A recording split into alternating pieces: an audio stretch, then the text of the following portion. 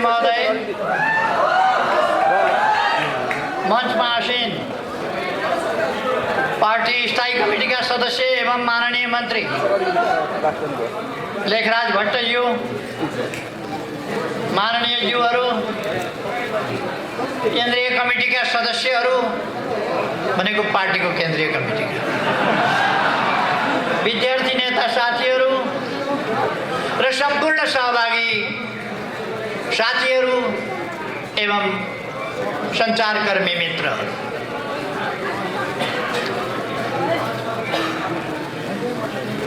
हामी भर्खर नयाँ वर्षमा प्रवेश गरेका छौँ। नयाँ वर्ष ईस्वी सनको नयाँ वर्ष 2021। यो वर्ष सबैका लागि सुखमय हुन सकोस्, सुस्वास्थ्यको वर्ष हुन सकोस् र सबैका लागि उन्नति, प्रगति र सफलताको वर्ष हुन सकोस्, मेरो हार्दिक शुभकामना। अवश्य नै यस वर्ष गलत चीजहरू पराजित हुनेछन्, गलत विचारहरू पराजित हुनेछन्, गलत उद्देश्यहरू पराजित हुनेछन्।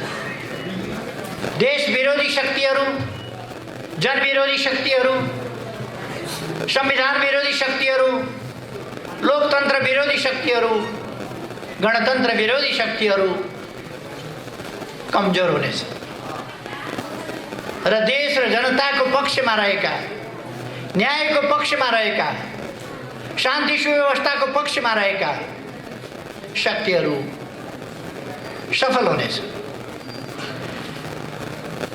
मैले हिजो एउटा कार्यक्रममा बोल्दा पनि भनेको थिएँ, यो वर्ष ईस्वी सनको 2021, यो वर्ष नेपालको लोकतान्त्रिक आन्दोलनमा, नेपालको वामपन्थी आन्दोलनमा, नेपालको कम्युनिस्ट आन्दोलनमा एउटा महान सफलताको, अग्रगमनको, शुद्धिकरणको र सुदृढीकरणको वर्ष हुनेछ। विक्रम सम्वतको नयाँ वर्ष लाग्ने बित्तिकै 2078 सालको वैशाखमै प्रतिनिधि सभाका लागि नयाँ निर्वाचन हुनेछ। कतिपय व्यक्तिहरू, शक्तिहरूले भ्रम अन्योल फिजाउन खोजिरहेका छन् चुनाव हुँदै हुँदैन। म साथीहरूलाई आग्रह गर्न चाहन्छु, त्यस्ता भ्रममा नपर्नुहोस्। चुनाव वैशाख 17 गते हुन्छ, चुनाव वैशाख 27 गते हुन्छ। 2 दिनमा गरेर 2 चरणमा चुनाव हुन्छ। यस चुनावलाई टाल्न, पर सार्न अथवा अल्मल्याउन कसैले पनि सक्ने छैन। यो नेपाली जनताको चाहना हो, आवश्यकता हो, देशको आवश्यकता हो। त्यसकारण चुनाव तोकिएकै समयमा हुन्छ। मैले यसो भनिरहँदा साथीहरूले बुझ्नुभयो होला, अहिले म भर्खरै सर्वोच्च अदालतमा धेरैवटा मुद्दाहरूको फिराद पत्र दर्ता गराएर आएको छु। जवाफ त दिनै पर्यो। चुनाव रोकी पाऊँ, मरेको संसद बहुलाई पाऊँ, परशुरामका बाबु जमदग्नीको पालामा जस्तो मरेकी आमा बहुलाई पाऊँ भन्दा हुन्छ र? संविधानले, कानुनले मिल्दैन। त्यसकारण विघटित संसद बौरिँदैन। संसद विघटन भयो, नयाँ चुनाव हुन्छ। देशलाई अब अलमलमा बस्न दिन सकिँदैन। तपाईहरू बुझ्नुहुन्छ, तपाईहरूले भोग्नु भएको छ, देख्नु भएको छ, खेप्नु भएको छ। आफूले गएका 3 वर्षमा अनेरा सोभियु जस्तो गतिशील सङ्गठन, आन्दोलनको मैदानमा जन्मिएको सङ्गठन, आन्दोलनको मैदानमा हुर्किएको सङ्गठन, आन्दोलन अगाडि बढाएर आएको सङ्गठन, त्यस्तो सङ्गठन गएको 3 वर्ष छ कि छैन जस्तो हो। अनेरा सोभियौ यस्तो गतिशील सङ्गठन आज यहाँ तपाईँहरू यसरी भेला हुनुभएको छ। बितेका 3 वर्षमा तपाईँहरू यसरी भेला हुन सक्नुभएको थियो? भेला हुन पाउनु भएको थियो? तपाईँहरू गतिशील हुन पाउनु भएको थियो? तपाईँहरूले देशलाई अगाडितिर धकेल्न, देशको रथ अगाडितिर तान्न तपाईँहरूले पाउनु भएको थिएन। तपाईँहरूलाई रोकिएको थियो, अल्मल्याइएको थियो। तर अब तपाईँहरू देशको रथ अगाडितिर तान्न कसिएर अगाडि बढ्नु भएको छ। म तपाईँहरूलाई धन्यवाद भन्न चाहन्छु। यो प्रसङ्ग मैले किन भनेको, अनेरा सोभियौ जस्तो सङ्गठन त शिथिल भयो भने युवा विद्यार्थीहरूको यस्तो गतिशील सङ्गठन सङ्घर्षको मैदानमा जन्मिएको निरङ्कुश राजतन्त्र तानाशाही पञ्चायती व्यवस्था भएका बेला जन्मिएर ठुला ठुला आन्दोलनहरू गरेर गणतन्त्र ल्याएर पञ्चायत फालेर सङ्घीय लोकतान्त्रिक गणतन्त्रसम्म देशलाई पुर्याउने संविधान बनाउने कुरादेखि लिएर अनेक अभियानहरू सञ्चालन गरेर आएको सङ्गठन। यो सङ्गठनका 3 वर्षहरू जनतालाई सचेत बनाउने काममा सदुपयोग हुन पाएनन्, जनतालाई सङ्गठित गर्ने काममा सदुपयोग हुन पाएनन्। अघि भर्खर ऐन महर्जीले भन्नुभयो हामी अब 10 लाख सदस्यता बनाउँछौँ छिटै र अगाडि बढ्छौँ भनेर। त्यो क्षमता, त्यो दम अनेरा सोभियौमा छ, तर त्यसलाई गतिरोध गरिएको थियो, रोकिएको थियो। अब रोकेको बाँध भत्कियो, बाँध भत्किएर अब अनेरा सोभियौ अगाडि बढ्दैछ। गतिरोधका लक्षणहरू अब प्रकट हुन पाउँदैन। त्यस्तै देश, सिङ्गै सङ्गठनहरू, सिङ्गै पार्टी त छ कि छैन जस्तो भयो। पार्टीका केही नेताहरू सरकारले गरेका राम्रा काम छोपछाप पार्नमै व्यस्त रहे। पार्टीले गर्दै नगरेका कमी कमजोरी भुल त्रुटिहरू भनेर बोपु बजाउनमै उनीहरूको समय खेल्छन्। उनीहरूले सरकारको आलोचना कसरी गर्ने, विरोध कसरी गर्ने, निन्दा कसरी गर्ने त्यही खोज्ने र त्यसैको बिगुल बजाउने कुरामै उनीहरूको समय बर्बाद हो। उनीहरूले पार्टी नेतृत्वलाई कसरी खुल्याउने, पार्टी नेतृत्वलाई कसरी कमजोर पार्ने त्यसै कुरामा उनीहरूको समय बर्बाद हो। आज बिहान मात्रै मैले रेकर्डहरू पल्टाएर हेरेँ। गएको वैशाख 13 गतेदेखि पुष 4 गतेसम्म खुमलटारमा मात्रै पार्टी फुटाउने षड्यन्त्रका बैठकहरू 280 वटा बस्या रहेछ। खुमलटारमा मात्रै 280 वटा बैठक गनेर मैले रेकर्ड हेरेर 280 वटा। 35 वटा बैठक बाहिर बसेका रहेछन् खुमलटारभन्दा। कहिले कोटेश्वर, कहिले के प्रेसिडेन्सियल कलेज कि के, कहिले अगेनाको डिल, कहिले के यहाँ नयाँ मानेश्वरमा एउटा होटल छ फेरि अरियाल होटल, कहिले कसको घर त कहिले कसको घर। अनि यस्तो भेट्टायो भने उहाँहरूले सही गराएर केपी ओलीलाई निकाल्यौँ भनेर बेहोरा थप्नुहुन्छ। यस्तो जमघट भेट्नुभयो भने सही चाहिँ गराइहाल्ने, अनि पछि केपी ओलीलाई निकाल्यौँ भन्ने मास्तिर बेहोरा टाँसिदिने, त्यो काम गर्नुहुन्छ उहाँ। जम्मा 315 वटा पार्टी फुटाउने, सरकारलाई काम गर्न नदिने, नेतृत्वलाई खुइल्याउने, प्रधानमन्त्रीलाई खुइल्याउने, आरोपित र लाञ्छित गर्ने, झुटा लाञ्छनाहरू प्रधानमन्त्रीमाथि लगाउने, सरकारलाई बदनाम गराउने, कम्युनिस्ट पार्टीको छाला काट्ने र अब कम्युनिस्ट पार्टी कहिले उठ्न नसक्ने कसरी बनाउने त्यो धन्दामा लागेका बैठक 315 वटा गर्नुभएको रहेछ। खुद्रा मसिना 2 जना 3 जनाका बैठक बाहेक 315 वटा बैठक, जसमध्ये 280 वटा बैठक खुमलटारमा। केही नेताहरूको खुब मिलेका साथी जस्तो यता गए पनि सँगसँगै छ, कोटेश्वर गए पनि सँगसँगै, खुमलटार आए पनि सँगसँगै, अगेनाका डिलमा आगो ताप्दा सँगसँगै, उन कलेजमा पढ्न जाँदा सँगसँगै। क्या मिलेको जोडी, के का लागि?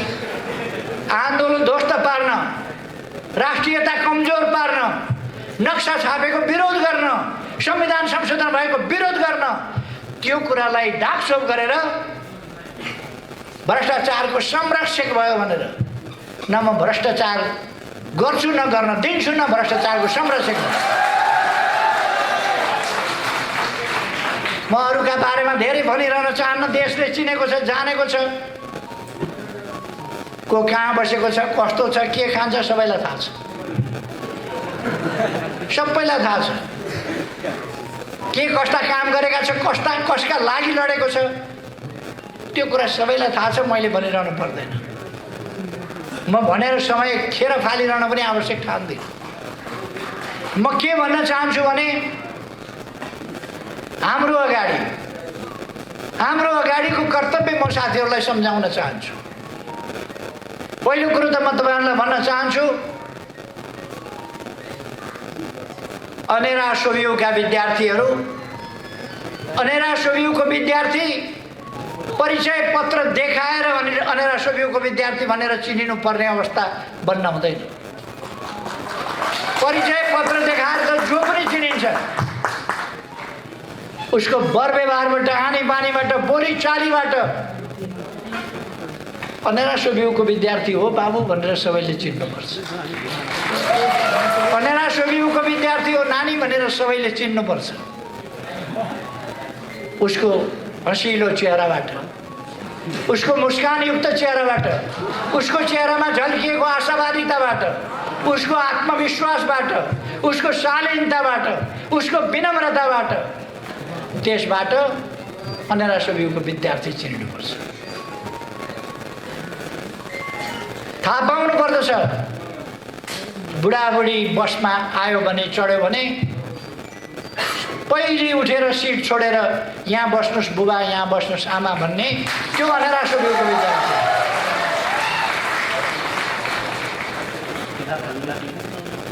अनेरा सोभियूको विद्यार्थी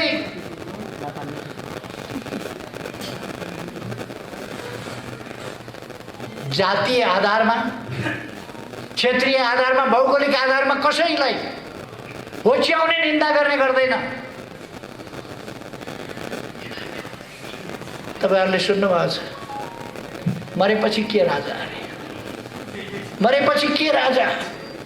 जातीय आधारमा त्यसरी हेप्नु, होच्याउनु भनेको शोभा दिने कुरा हुन्छ।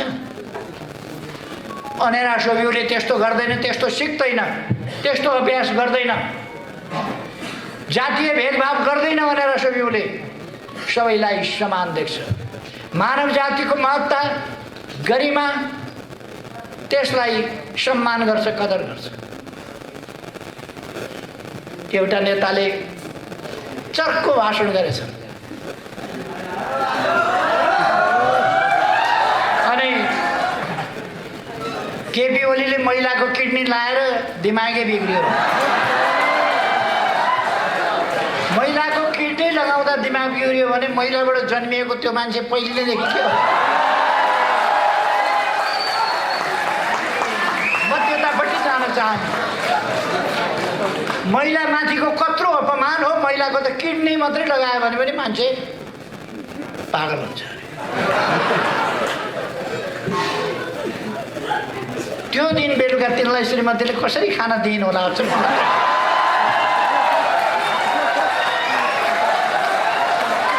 घरमा पुग्दा ढोका खोलेर स्वागत कसरी गरिन् होला? अचम्म लाग्छ मलाई। वरिपरि छिमेकका झ्यालबाट हेर्ने दिदीबहिनी महिलाहरूको अगाडि अनुहार कसरी देखायो होला? अचम्म लाग्छ। हुन त त्यो त्यही जमात हो जसले कुनै इज्जत आबरुको कुरा गर्दैन। नेताहरूले उचालेर एकजना महिला राष्ट्रपति देशले पाएको छ। पहिलोपल्ट अत्यन्तै गरिमामय ढङ्गले व्यवहार गर्ने, अत्यन्तै जिम्मेवार ढङ्गले व्यवहार गर्ने, अत्यन्तै शालीन र भद्र महिला जसमा असाधारण देशभक्तिको भावना छ, लोकतन्त्रको लडाइँबाट खारिएर आउनुभएको छ, त्यस्तो महिलालाई राष्ट्रपति पाएको छ। उहाँको इज्जत माथि हमला गर्न, उहाँको मान प्रतिष्ठामा दावा बोल्न, उहाँलाई अपमान गर्न तयार भएर नारा लगाउँदै जुलुसमा नेताहरू मुस्कुराउँदै हिँडेको हामीले देखेका छौँ। शरम हुनुपर्ने हो, शरम हुनुपर्ने हो। सामाजिक कम से कम मर्यादा त राख्नुपर्छ नेताहरूले। आफ्नो जुलुसमा कतिसम्म सभ्य नाराहरू, कतिसम्म असभ्यता के हुनुपर्छ त्यो त ध्यान राख्नुपर्छ। म त्यतापट्टि जान चाहन्न। त्यो उनीहरूको संस्कृति हो, उनीहरूको सभ्यता हो, उनीहरूको संस्कार हो, त्यो त्यसतिर म जान चाहन्न। तर अनेरासोभिउले त्यस प्रकारका चिन्तन, वचन र व्यवहार, चिन्तनमा पनि महिला होस् वा जोसुकै होस्, अपमान गर्ने खालका चिन्तन मनमा लिनु हुँदैन, मस्तिष्कमा लिनु हुँदैन। अनेरासोभिउले कुनै पनि आधारमा कसैलाई हेप्ने, होच्याउने, अपमान गर्ने त्यो खालका सोचहरू अनेरासोभिउले लिनु हुँदैन। त्यसै कारण मैले भनेको अनेरासोभिउको विद्यार्थी भन्ने कुरा उसको मिठो बोलीबाट जनताले चिन्नुपर्छ, आकर्षक सही व्यवहारबाट जनताले चिन्नुपर्छ, परिचय पत्र देखाउन नपरोस्।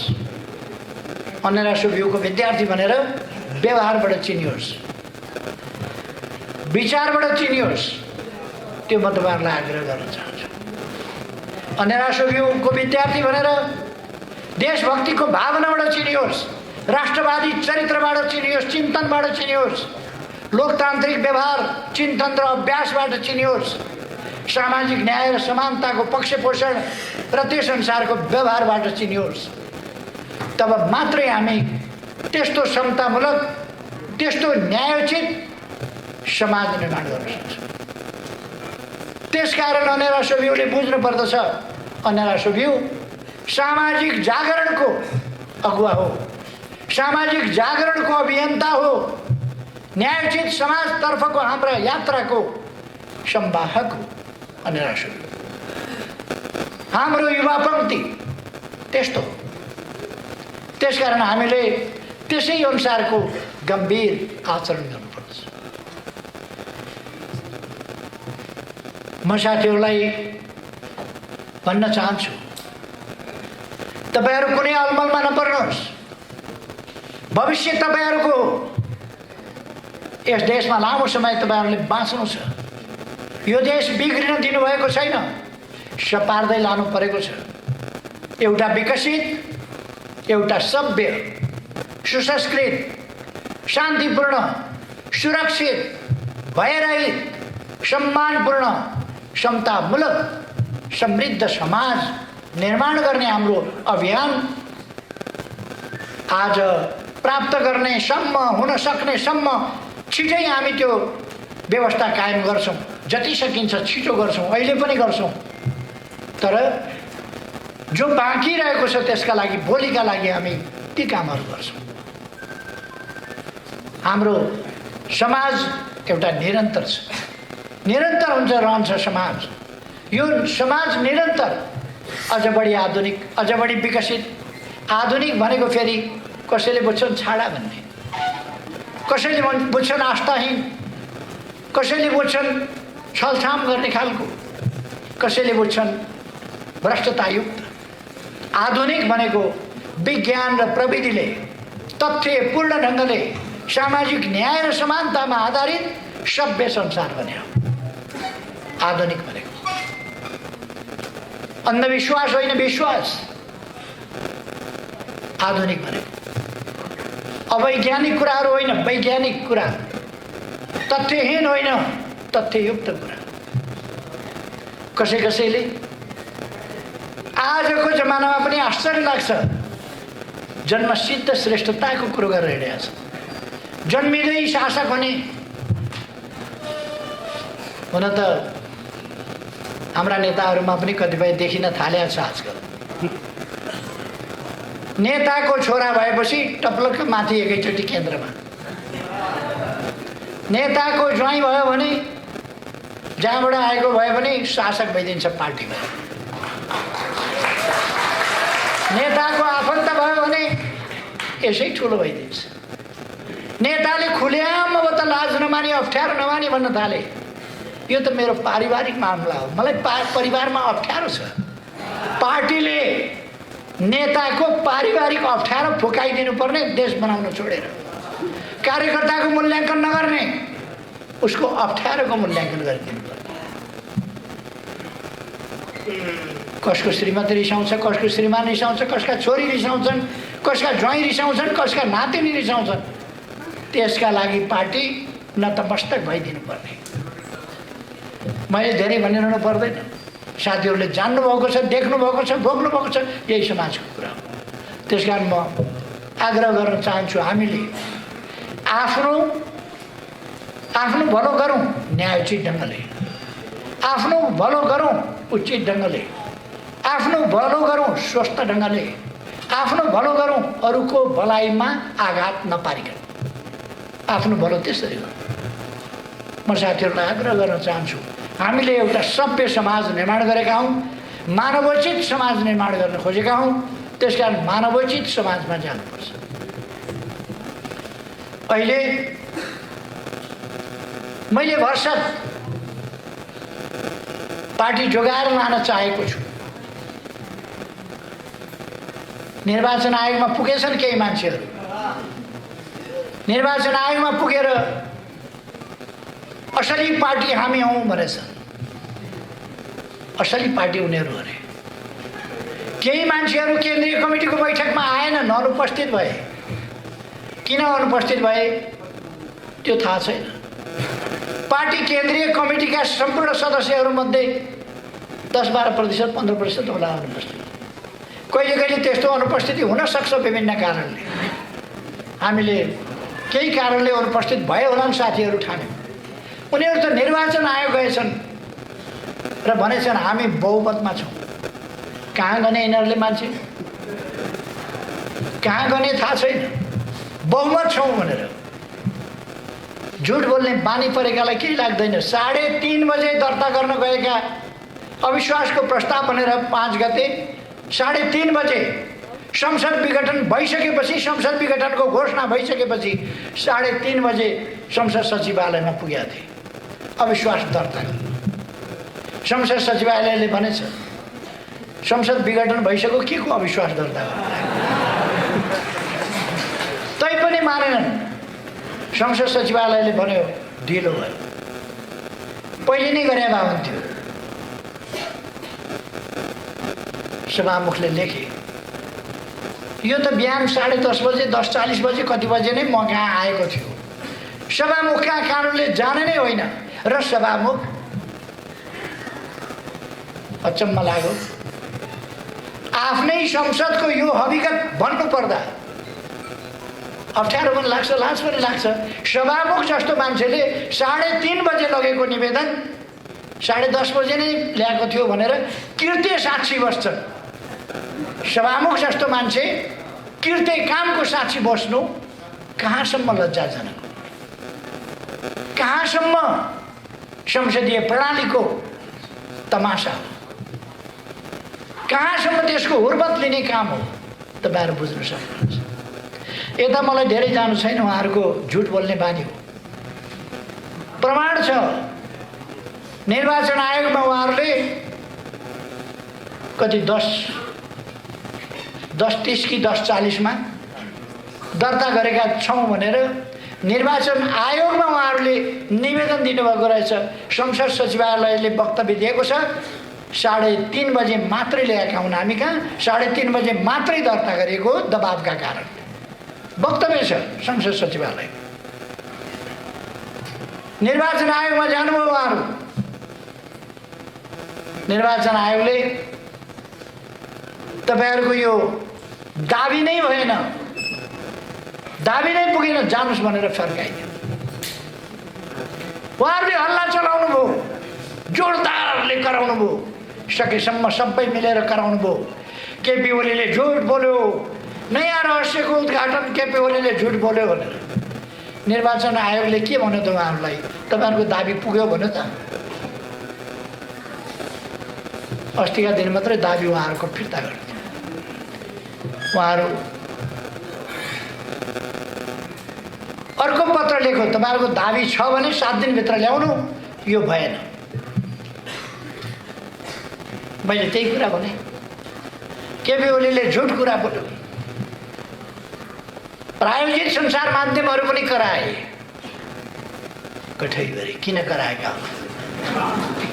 लगानी गर्नु त देशका लागि लगानी गर्नु, लोकतन्त्रका लागि लगानी गर्नु, पत्रकारिता गर्नु, देशका लागि गर्नु, जनताका लागि गर्नु, विकासका लागि गर्नु, शान्तिका लागि गर्नु, सत्यताका लागि गर्नु। केही सञ्चार माध्यमहरू, अब यो केही भन्ने चाहिँ सञ्चार माध्यमले सुन्छ कि सुन्दैन मलाई थाहा छैन। फेरि सञ्चार माध्यमलाई गाली गर्यो भनिदिन्छन्। सञ्चार माध्यमलाई होइन,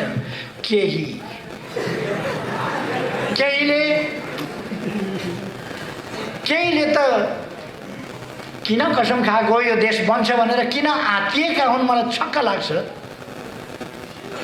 हामी देश बनाएर छोड्छौँ, किन टाउको दुख्यो? किन आत्तिनु पर्यो? देश बनाएर छोड्छौँ। यो देश भत्किन बिग्रिन दिँदैनौँ, यो देश टुक्रिन दिँदैनौँ। यो देशको वास्तविक भूमि सामेल गरेर हामीले नक्सा छापेका छौँ, हामीले संविधान संशोधन गरेका छौँ। नक्सा छापिए अनुसारको भूमि हामी फिर्ता ल्याउँछौँ हाम्रो भोग चलनमा। किन पिर गर्नुभएको? यस कुरामा यसको जस धरारा केपी ओलीले बनाएको होइन भने जस्तै जस नदिनुहोस् न केपी ओलीलाई। जमिन फिर्ता आउँदा त देशको फाइदा हुन्छ नि। जस चाहिएन केपी ओलीलाई। धरारा मैले बनाएको होइन, रानी पोखरी मैले बनाएको होइन, बाटा मैले भनेको होइन, मलाई चाहिएन। मेरो पालामा मेरो नेतृत्वमा बने हो, मैले बनाएको होइन, मलाई चाहिएन जस। तर बन्यो त भन्नुहोस् कमसेकम। 22औं तलाबाट फोटो खिचेको मैले होइन, 22औं तला त धरारा बनेछ त, जहाँ पत्रकार चढेर फोटो खिच्नु। कसैलाई पिर परेछ? कसैले भनिदिएछ केपी ओलीको पालोमा। केपी ओली प्रधानमन्त्री हुँदा भत्किएको धरारा फेरि उठ्यो। केपी ओलीले बनाएको होइन कि भीमसेन थापाले बनाएको हो कि इन्जिनियरले बनाएको? आज बनाएको कुरा गर्ने हो भने इन्जिनियरले, उहिले हो भने भीमसेन थापा।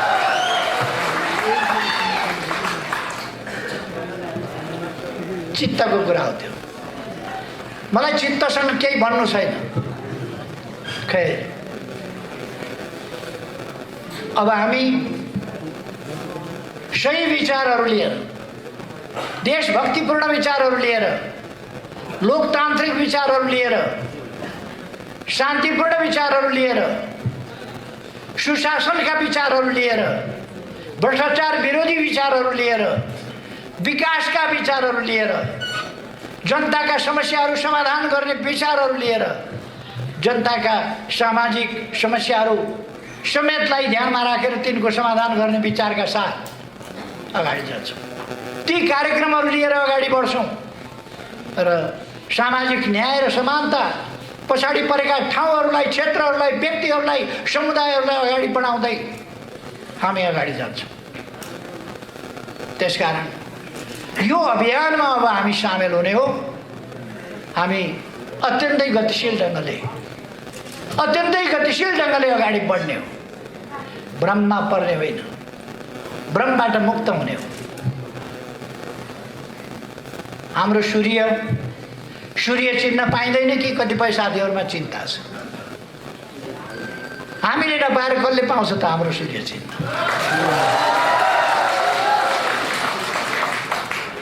कोही पार्टीका मिटिङ छोडेर अनि यही कार्की ब्याङ्केटमा आएर हामी बहुमतमा छौँ भनेर पार्टीका मिटिङमा उहाँहरूलाई आउन फेरि पनि म आग्रह गर्न चाहन्छु। आउनुहोस् पार्टीका मिटिङमा। तपाईँहरूले गरेका अपराधहरू क्षमा गरिदिउँला। आउनुहोस् पार्टीमा। कार्यकारी भन्ने मैले दिएको थिएँ। कार्यकारी दिँदा अत्यन्तै उपद्रव मचाउनु भयो, मैले कार्यकारी हटाइदिएको छु।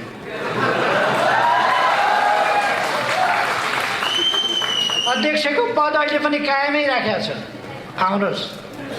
वरिष्ठ नेताहरूको पद कायमै राखेको छ, आउनुहोस्। प्रवक्ता भनेर तोक दिएको थियो, प्रवक्ताले साह्रै बढी च्याक गर्ने, छ्यास गर्ने, दुर्गन्ध फैलाउने काम गरिराख्नुभयो। त्यसकारण प्रवक्ताबाट हटाइएको छ, तर सचिवालय सदस्य कायमै राखेको छ। आउनुहोस्, फर्केर सचिएर काम गर्नुहोस्। हामीले तपाईँहरूलाई कारबाही गरेका छैनौँ, पार्टीबाट निकालेका छैनौँ। आफ्नै साथीभाइले गरेको उपद्रव अलिकति सहनु पनि पर्छ, अलिकति क्षमाशील पनि हुनुपर्छ भनेर हामी सही राखेका छौँ।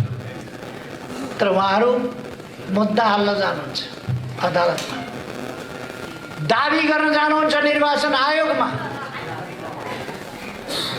अनि गाली गलौज गर्दै जुलुस लिएर हिँड्नुहुन्छ। अनि उहाँहरू आत्तिनु भएको छ। अलिकति एउटा नकल पनि गर्नुभएछ, पीडा पनि पोख्नु भएछ।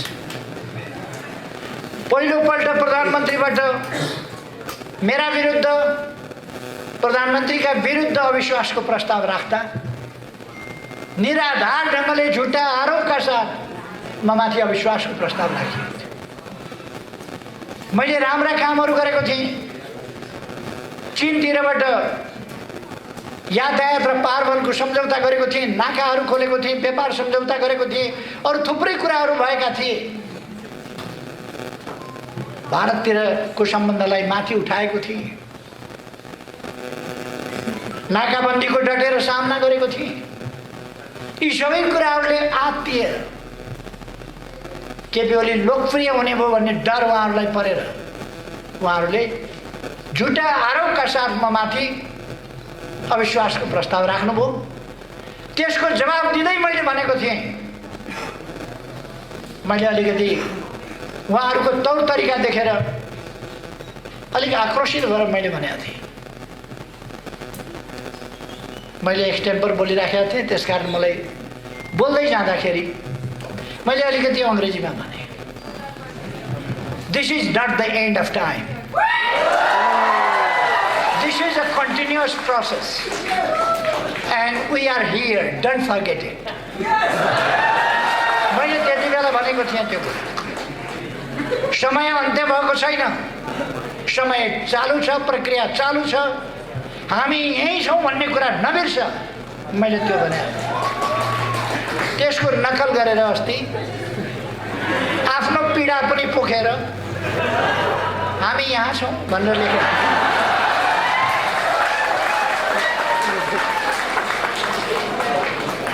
मैले ती बस्दै गर्नुहोस् भनेको थिएँ, फेरि हिँड्नु भएछ।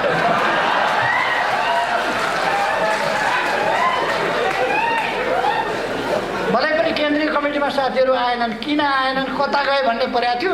हामी यहाँ छौँ भन्ने टिका ढुक्क भयो। त्यहाँ मण्डलामा रहेछन् है साथीहरू, हराए कि भन्ने पिर थियो, त्यहाँ रहेछन् है साथीहरू, बस्दै गर्नुहोस्। तर उठेर फेरि हिँड्नु भएछ, कता जानुभयो त्यसपछि थाहा छैन।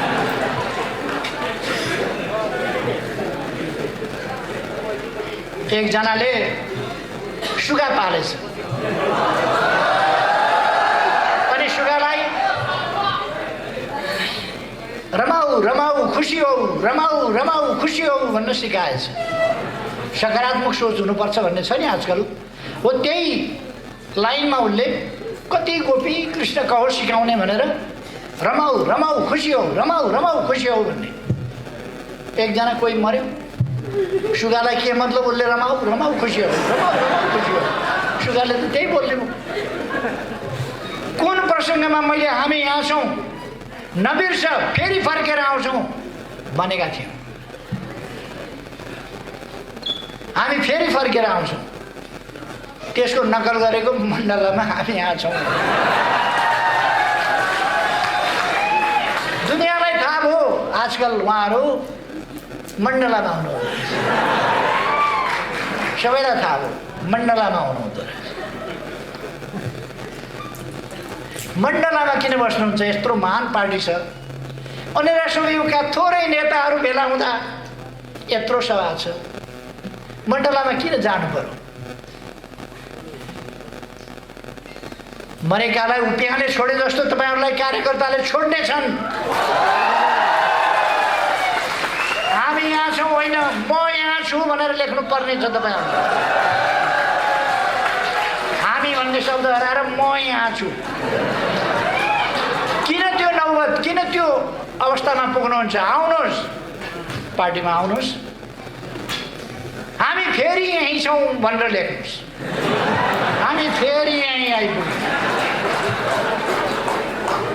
तपाईँहरूलाई फेरि पनि हामी गल्ती, कमजोरी र बदमासीका बावजुद 100 हक माफ।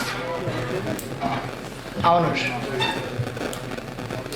देश बनाउने यस महाअभियानमा तपाईँहरूका स्वार्थी प्रवृत्तिहरू त्यागेर आउनुहोस्। अब तपाईँहरूका आत्मकेन्द्रित, स्वार्थी, पदलोलु, महत्त्वाकांक्षी प्रवृत्तिहरू छोडेर आउनुहोस्।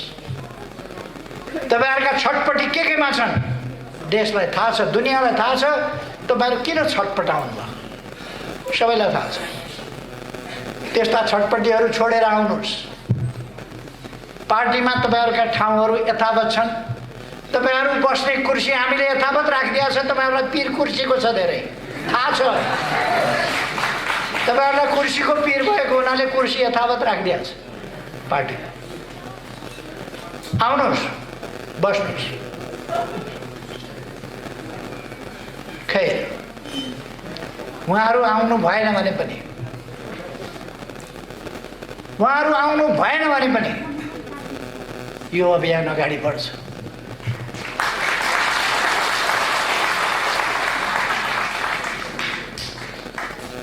मैले अस्ति पनि यही ठाउँमा सायद भनेको थिएँ, जीवन शर्माले एउटा गीत गाउनु भएको छ। गीतको एक लाइन यस्तो छ, पिलो निचोरी दैमा ओजन घटेको हुन्न।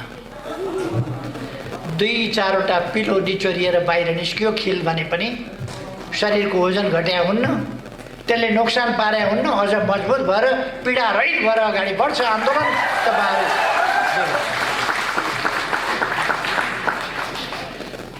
म भन्न चाहन्छु, तपाईँहरू नहुँदा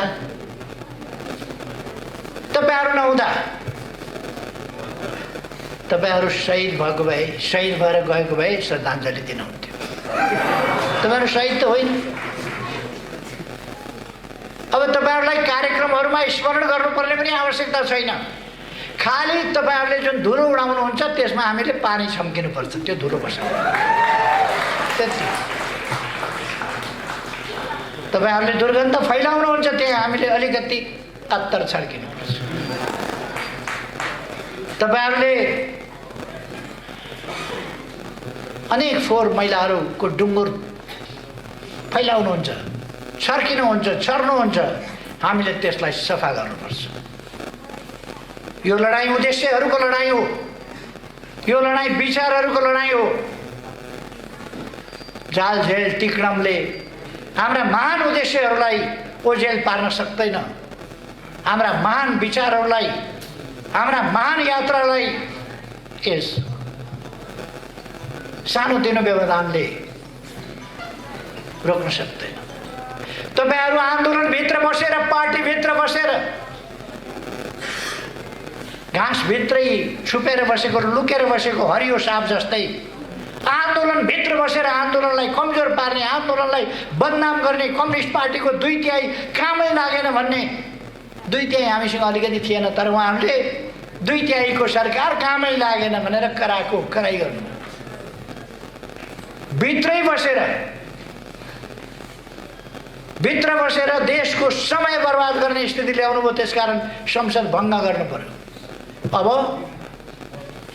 तेज तर्रार सांसदहरूको, अब षड्यन्त्रकारीहरूको होइन, जाल जेल र टिक्रमकर्ताहरूको होइन, आफू आफ्ना सन्तान, आफ्ना नातागोता र आफन्तहरूलाई मात्रै हेर्नेहरूको होइन, देश हेर्ने, देश बनाउने, जनता हेर्ने, जनतालाई माया गर्ने, जनताका समस्या समाधान गर्न अगाडि बढ्नेहरूको संसद बन्नेछ।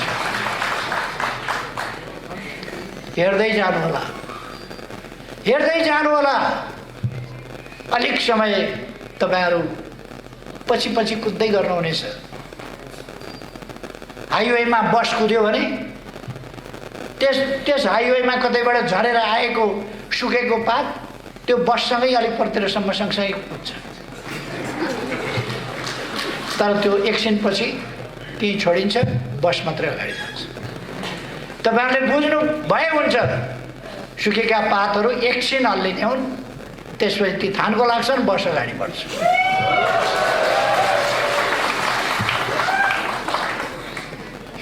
तपाईँहरू अब सदस्यता विस्तारमा आफ्नो योजना अनुसार तपाईँहरूको केन्द्रीय कमिटीको बैठक सम्पन्न भएको मैले थाहा पाएको छु। तपाईँहरूले आगामी दिनका आशावादी र सकारात्मक योजनाहरू, ठोस योजनाहरू निर्माण गरेको मैले थाहा पाएको छु। योजनाबद्ध ढङ्गले अगाडि बढ्नुहोस्, आफ्ना कामहरूलाई गतिशील ढङ्गले अगाडि बढाउनुहोस्, सङ्गठन विस्तार गर्नुहोस्, सदस्यता विस्तार गर्नुहोस् र त्यो सङ्गठन देश र जनताको लागि, विद्यार्थी समुदायको लागि, युवा समुदायमा जागरण ल्याउनका लागि, युवा समुदायलाई अलमलमा पर्न नदिनका लागि, युवा समुदायलाई सचेत र सङ्गठित गर्नका लागि त्यो सङ्गठन, त्यस ढङ्गले तपाईँहरूले त्यसलाई परिचालित गर्नुहोस्। नत्र कुनै पनि सङ्गठन साध्य होइन। सङ्गठन भनेको साधन हो। त्यो साधनले साध्यमा पुग्नका लागि, साध्य प्राप्त गर्नका लागि सङ्गठन उद्देश्य हुँदैन, सङ्गठन लक्ष्य पनि हुँदैन। सङ्गठन उद्देश्य र लक्ष्यहरूमा पुग्नका लागि सङ्गठन कार्यक्रम होइन, कार्यक्रम कार्यान्वयन गर्नका लागि, सङ्गठन अगाडि बढ्नका लागि, त्यसका लागि सङ्गठन चाहिएको हो। त्यसै रूपमा तपाईँहरू यस विशाल सङ्गठनलाई अझ विशाल, अझ मजबुत, अझ गतिशील बनाउनुहोस् र अगाडि बढ्नुहोस्। आज जनताले तपाईँ युवा विद्यार्थीहरूबाट त्यही अपेक्षा गरेको छ। म युवा विद्यार्थी साथीहरूलाई भन्न चाहन्छु,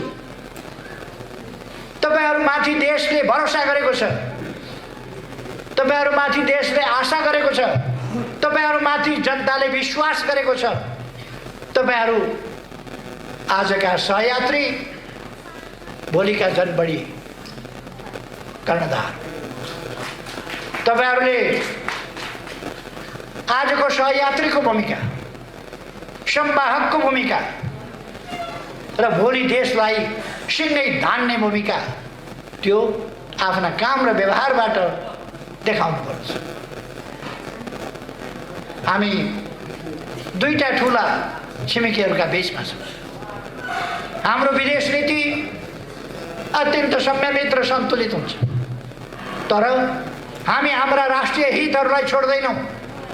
हामी हाम्रा राष्ट्रिय हितहरूलाई रक्षा गरेर, हाम्रो स्वाधीनताको पक्षमा दृढताका साथ उभिएर त्यसलाई सही ढङ्गले कार्यान्वयन गरेर, हाम्रो भौगोलिक अखण्डताको रक्षा गरेर राष्ट्रिय हितलाई सुरक्षित गर्दै अगाडि बढ्नेछौँ। हामी समृद्ध नेपाल, सुखी नेपालीको राष्ट्रिय आकांक्षा, त्यसलाई पुरा गर्नका लागि अगाडि बढ्नेछौँ। हाम्रो राष्ट्रिय आकांक्षा हामी पुरा गरेर सोच्छौँ। तपाईँहरूलाई एउटा कुरा बताऊँ, विदेशमा म जहाँ जान्छु अथवा विदेशी मित्रहरू जो नेपालमा आउनुहुन्छ, उहाँहरू सबैले भन्नुहुन्छ, विश्वभरिका नेताहरूले भन्नुहुन्छ, नेपालले छानेको, नेपालले रचना गरेको नेपालको राष्ट्रिय आकांक्षा, तय गरेको राष्ट्रिय आकांक्षा अत्यन्तै सही छ, सुन्दर छ, अत्यन्तै सठिक छ। सबै देशका नेताहरूले भन्छन् यहाँ हुँदा होस् अथवा हामी जाँदा होस्, तर तपाईहरुले हाम्रो पार्टीका ठुला ठुला ओहदामा ठुला ठुला पदमा बसेका नेताहरू केही, ती नेताहरूले कहिल्यै समृद्ध नेपाल सुखी नेपाली भनेको सुन्नुभएको छ? कहिल्यै भन्नुहुन्न उहाँहरू, किनभने उहाँहरूको मन जल्छ। समृद्ध नेपाल सुखी नेपाली वार वार आगो लाग्छ मनमा। विदेशी मित्रहरूले त्यसको सराहना गर्दा समर्थन गर्दा उहाँहरूको मन जल्छ। कस्तो मन होला? समृद्ध नेपाल सुखी नेपाली भन्न नसक्ने, समृद्ध होस् नेपाल, सामाजिक न्याय समानता सहितको होस् नेपाल,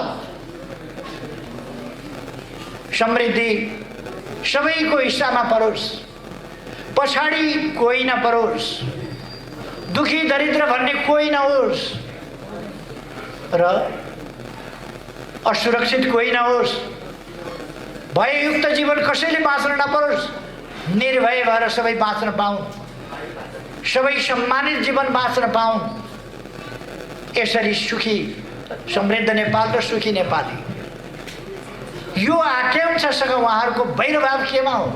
उहाँहरू कहिल्यै बोल्न सक्नुहुन्न, उहाँहरूको मुखले बोल्न सक्दैन, उहाँहरूको मनले त्यसलाई पचाउन सक्दैन, उहाँहरूको मस्तिष्कले त्यसलाई पचाउन सक्दैन। तपाईँ हामी बुझ्न सक्छौँ कत्रो रहेछ उहाँहरूको चित्त। राष्ट्रको समृद्धि सुन्न सक्नुहुन्न, राष्ट्रको समृद्धि भन्न सक्नुहुन्न, देशको सुख जनताको सुख भन्न सक्नुहुन्न। उहाँहरू कत्रो रहेछ उहाँहरूको चित्त, के रहेछ उहाँहरूको मन, उहाँहरूको भावना के रहेछ, यी सबै कुरा तपाईँ हामीले देखेका छौँ।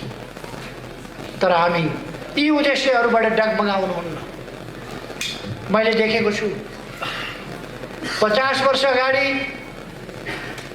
देशमा जति बेला लोकतान्त्रिक शक्तिहरू कमजोर भएका थिए, तानाशाही दमनबाट क्षतविक्षत भएका थिए, चल्न सक्ने अवस्थामा थिएनन्, कोही जेलमा, कोही निर्वासनमा, प्रवासमा, कोही चुपचाप स्थितिमा, कम्युनिस्ट आन्दोलन पनि टुक्रा टुक्रा अवस्थामा, ससानो अवस्थामा थियो। त्यस बेला हामीले संगठन निर्माण गर्न सकिन्छ, यत्तिकै भन्दैन संगठन निर्माण गर्न सकिन्छ, हामी गर्न सक्छौँ। त्यसै गरेर आन्दोलन निर्माण गर्न सकिन्छ, अन्यायपूर्ण व्यवस्था ढाल्न सकिन्छ, राजतन्त्र फाल्न सकिन्छ।